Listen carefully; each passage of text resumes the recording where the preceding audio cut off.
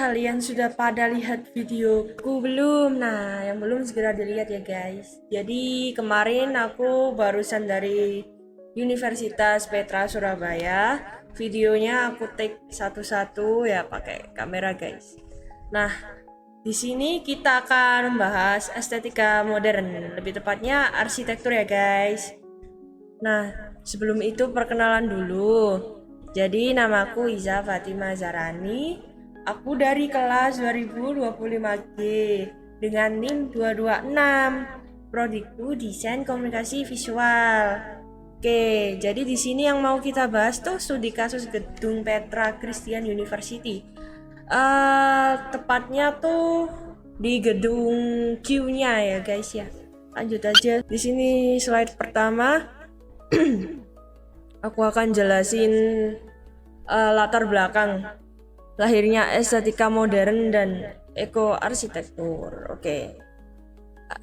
Estetika modern tuh muncul pada awal abad 20 sebagai respon terhadap kejenuhan karya arsitektur klasik seperti barok dan rokoko yang kaya akan ornamen, tapi itu sering kali kurang memperhatikan fungsinya gitu. Nah, revolusi industri ini mendorong lahirnya pemikiran baru bahwa desain itu harus rasional, efisien, dan relevan dengan kebutuhan masyarakat modern. Nah, dalam konteks masa kini, prinsip efisiensi tersebut berkembang menjadi kesadaran terhadap isu lingkungan. Kalau dahulu kan estetika modern tuh berfokus pada efisiensi ruang dan produksi. Nah, kini sudah berkembang jadi efisiensi energi dan keberlanjutan, guys. Gedung Q Petra ini jadi contoh bagaimana estetika modern berevolusi menjadi arsitektur yang tidak hanya indah secara visual, tapi juga bertanggung jawab terhadap lingkungan. Ini adalah salah satu gedung yang green building ya guys, alias eco arsitektur. Oke, kita lanjut ke slide berikutnya. Jadi di sini saya akan membahas fungsi-fungsi bangunan, dan yang pertama ada form follow function, yang kedua less is more, ketiga nih ada apa, honest to material, dan yang terakhir grid system. Oke, kita lanjut yang pertama nih, kita bahas form follow function dulu. Nah, ini pencetusnya nih Louis Sullivan ya guys. Jadi prinsip utama estetika modern tuh form follow function, yakni bentuk tuh harus mengikuti fungsi. Nah, pada gedung Q ini fasad didominasi oleh susunan garis geometris horizontal serta sirip peneduh sun shading yang mengelilingi bangunan. Kalau kalian lihat di sini itu adem guys, karena ada menyerupai sirip gitu di sini ya. Kalian zoom sendiri lah guys. Nah, terus di sini ada nilai fungsionalnya. Sirip ini tuh berfungsi mengurangi panas matahari secara langsung sehingga pencahayaan alam itu masuk tanpa meningkatkan suhu ruang secara berlebihan. Dengan demikian, bentuk visual bangunan merupakan langsung dari kebutuhan lingkungan. Jadi juga hemat listrik, gak perlu pakai lampu. Dan kesimpulan di sini guys, keindahan gedung Q itu berasal dari fungsi yang bekerja. Menurutku sih sangat efektif. Dan slide selanjutnya. Nah, di sini ada less is more. Pencetusnya tuh Ludwig Mies van der Rohe. Nah, prinsip less is more ini menekankan bahwasannya kesederhanaan dapat menghasilkan kualitas estetika yang lebih kuat dibandingkan dekorasi yang too much, yang berlebihan. Nah, gedung Q ini memiliki area void yang benar-benar luas, langit-langitnya tinggi, serta ruang terbuka yang memungkinkan sirkulasi udara tuh berlangsung secara alami. Nah, terus nilai estetika di sini, ruang kosong itu memberikan kesan lapang, tenang, bersih. Tidak adanya elemen dekoratif yang berlebihan membuat perhatian pengguna tertuju pada proporsi ruang, cahaya, dan struktur bangunan. Nah, selanjutnya ada nilai fungsionalnya, guys. Jadi ruang terbuka itu memungkinkan ventilasi silang alias cross ventilation sehingga udara tuh dapat gerak bebas tanpa ketergantungan tinggi terhadap pendingin ruang. Jadi emang kalau di Petra meskipun AC-nya ada di luar ruangan nggak dinyalain tetap dingin. Kesimpulannya di sini tuh semakin sedikit elemen yang digunakan, semakin kuat pengalaman ruang yang dihasilkan. Itu kira-kira. Dan kita lanjut slide berikutnya. Nah, di sini ada honest to material. Salah satu karakteristik Bauhaus adalah kejujuran terhadap material, honest to material. Gedung Q menampilkan beton expose dan kaca secara terbuka tanpa menutupi karakter asli materialnya dengan dekorasi tambahan. Kalau kalian lihat di sini tuh bangunannya mirip sama Bauhaus ya, guys. Jadi ya bangunannya terdiri dari beton, kaca-kaca yang terbuka seperti ini, terekspos tanpa dekorasi yang berlebihan. Nah, nilai estetikanya tuh teksturnya memakai beton, tentu ada refleksi kaca dan warna alami material. Jadi sumber keindahan utama bangunan itu sendiri. Lalu di sini ada makna estetiknya. Yakni bangunan tuh menunjukkan bahwa keindahan tidak harus berasal dari kemewahan, melainkan dari kejujuran bentuk dan material yang digunakan. Oke, next. Ini yang terakhir. Oke.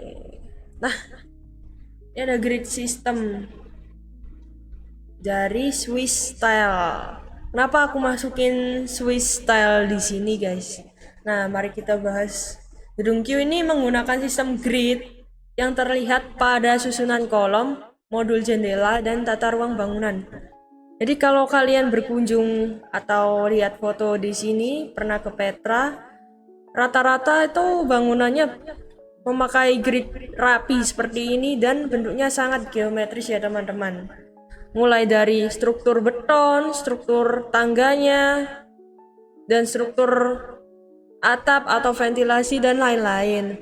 Nah, nilai estetika di sini tuh grid menciptakan keseimbangan, ritme dan harmoni visual yang mudah dipahami oleh pengguna. Nah, tapi ada dampak psikologisnya teman-teman. Jadi, keteraturan visual membantu menciptakan rasa nyaman, fokus, keterbacaan ruang yang baik bagi mahasiswa maupun dosen. Nah, dampak psikologisnya sangat positif ya teman-teman. Jadi kita lanjut. Nah, kali ini di pembahasan yang terakhir. Jadi hubungan materi tadi dengan refleksi yang akan saya jelaskan di sini. Nah, yang pertama saya akan jelasin indera dominan dan sensasi ruang. Jadi pengalaman estetika saya di Gedung Q ini terutama melibatkan indera penglihatan melalui tampilan fasad geometris, beton expose, serta permainan cahaya dan bayangan yang tercipta dari sirip peneduh. Nah, selain itu, sirkulasi udara yang alami yang mengalir melalui koridor yang terbuka memberikan sensasi ruang yang sejuk, nyaman, dan terasa hidup.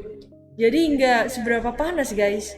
Bangunannya tuh banyak ruang kosong, banyak matahari masuk, tapi nggak ngebikin panas gitu. Nah, thermal ini tuh kombinasi dan kenyamanan thermal ini tuh bisa nyiptain suasana belajar yang tenang, menyenangkan, dan yang pertama sejuk, guys. Yang penting sejuk. Oke. Lalu di sini ada teori dan tokoh yang relevan dari pembahasan ini. Gedung Q itu mencerminkan prinsip Louis Sullivan melalui konsep form-follow function, di mana bentuk bangunan dirancang berdasarkan kebutuhan fungsional dan lingkungan. Prinsip less is more dari Mies van der Rohe terlihat pada desain yang sederhana namun sangat efektif. Nah, selain itu, penggunaan beton dan kaca serta apa adanya menunjukkan pengaruh Bauhaus di situ. Sedangkan keteraturan fasad dan struktur bangunan mencerminkan karakter Swiss style. Oke, selanjutnya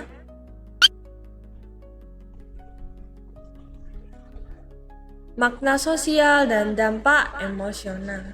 Nah, secara sosial, Gedung Q menunjukkan bahwasanya keindahan arsitektur harus bergantung pada dekorasi yang berlebihan, melainkan dapat diwujudkan melalui desain yang efisien dan juga ramah lingkungan, teman-teman.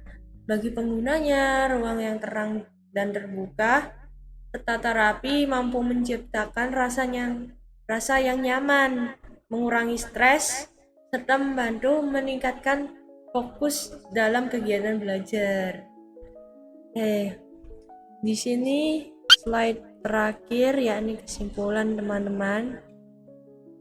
Gedung Q Universitas Petra ini merupakan representasi estetika modern yang mengutamakan fungsi, efisiensi, dan keberlanjutan melalui prinsip form follow function, less is more, lowness to material, dan sistem grid ala Swiss style. Bangunan ini membuktikan bahwasanya keindahan arsitektur tuh dapat terlahir secara sederhana, keteraturan dan kepedulian kita terhadap lingkungan, teman-teman.